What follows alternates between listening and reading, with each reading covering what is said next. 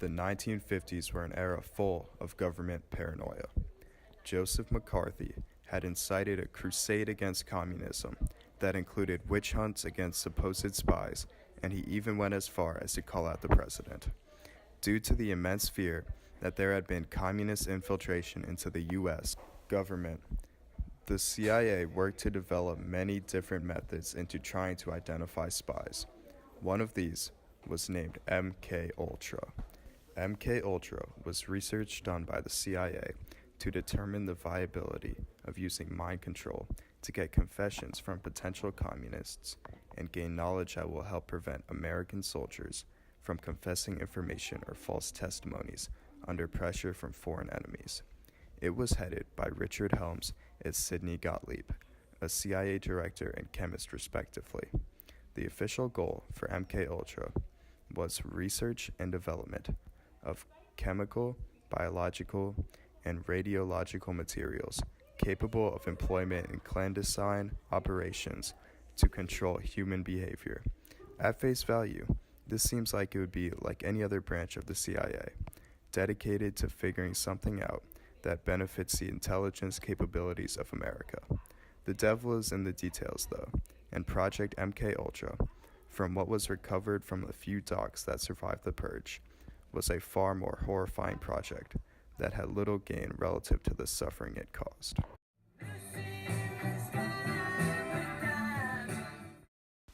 The drug LSD was first synthesized in 1938, but its psychedelic properties were discovered in 1943 when the scientists who conceived the compound accidentally ingested some, resulting in the world's first ever recorded acid trip.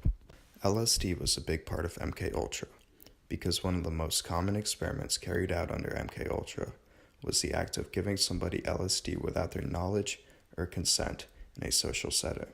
This experiment was routinely done on other CIA workers while they were at work, but also CIA members would do it on people who were practically strangers to them. They would then observe how the person reacted, because although they would feel extremely strange, they would try their best to still appear normal. With the massive volume of people who got experimented on, it is not surprising that some would have remarkably bad trips that would permanently negatively affect their lives.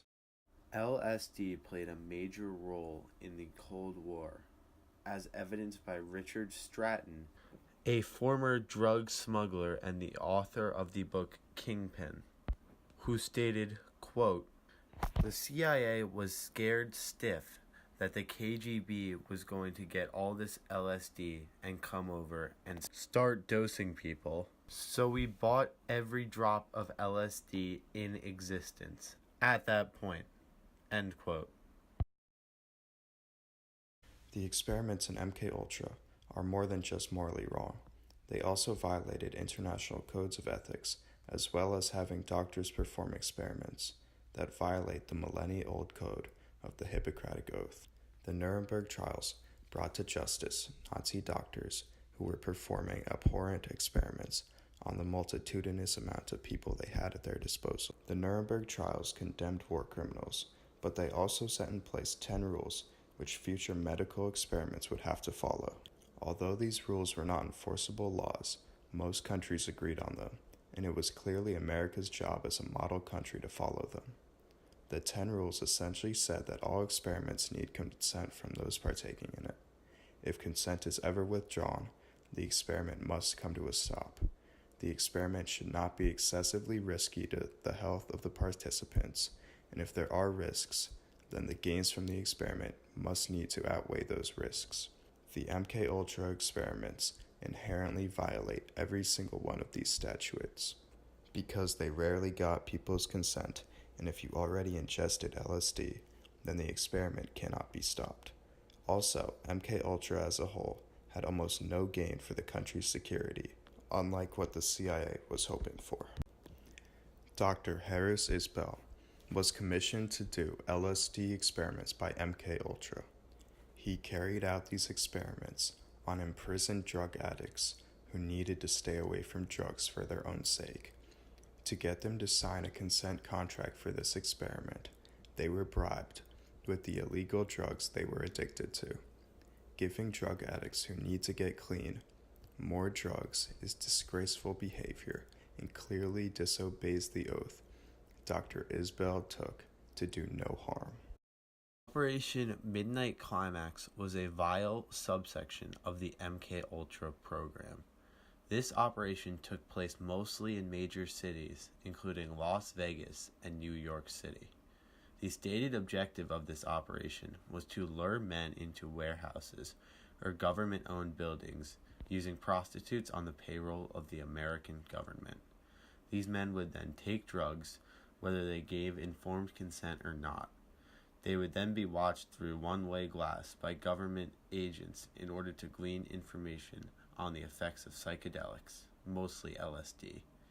This was seen as an excuse for agents to perform in grotesque manners due to the sleazy environment surrounding this operation. Agent George White, when writing about the operation, stated, quote, "Of course I was a very minor missionary, actually a heretic, but I toiled wholeheartedly in the vineyards because it was fun. Where else could a red-blooded American boy lie, kill and cheat, steal, deceive, rape, and pillage with the sanction and blessing of the All-Highest?" End quote. The way in which these experiments were conducted, without any form of humanity or sympathy, shows why the CIA was so reluctant to allow the public to know of their endeavors. MKUltra scandal was one of the first major national news stories to break following Watergate. This story broke mainly because government officials told Seymour Hersh about how corrupt the CIA was while Watergate was being investigated. The CIA was then investigated by the Rockefeller Commission, which was able to uncover many different transgressions, most famously the MKUltra scandal. When Seymour Hersh was then contacted by the family of Frank Olson, the story became major news. Frank Olson was a government scientist who worked with biological weapons. He had links to the CIA, and during a work retreat, he was drugged with LSD as an experiment to see its psychoactive properties. He couldn't deal with the after effects of this incident and attempted to quit his job. The CIA then took him to New York City in order to supposedly get him treatment. This visit ended with him either jumping or being forced out of a hotel window, depending on who is telling the story. When this story was leaked in 1975, the family attempted to file a lawsuit. They were the first family to get a personal apology from the president for an action of the government when Ford apologized to them in the Oval Office. The family then moved the case into Congress, where they were awarded $750,000 in a settlement, which seemed to be hush money due to the missing documents concerning this incident. The family continues to fight for justice to this day, as the documentary Wormwood was released in 2017 detailing the case. After learning that there would be an investigation into the CIA by the Church Committee in an attempt to escape justice, Richard Helms and Sidney Gottlieb ordered that all data about MKUltra be destroyed.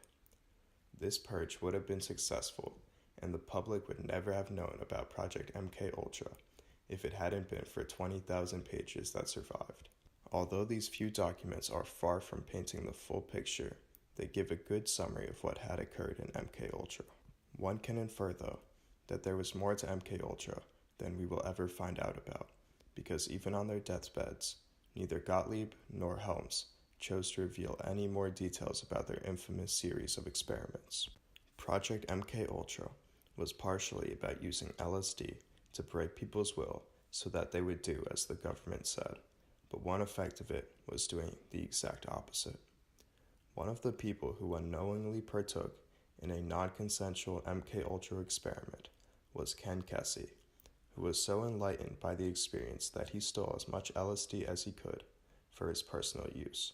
In 1964, he drove across America in a colorful school bus with his friends, the Merry Pranksters, distributing LSD. A direct result of this was the hippie movement, a movement of people who are now looking at the world differently, making them against the government and formal control, opposed to being brainwashed and controlled. As a whole, the project was a failure, both ethically and functionally.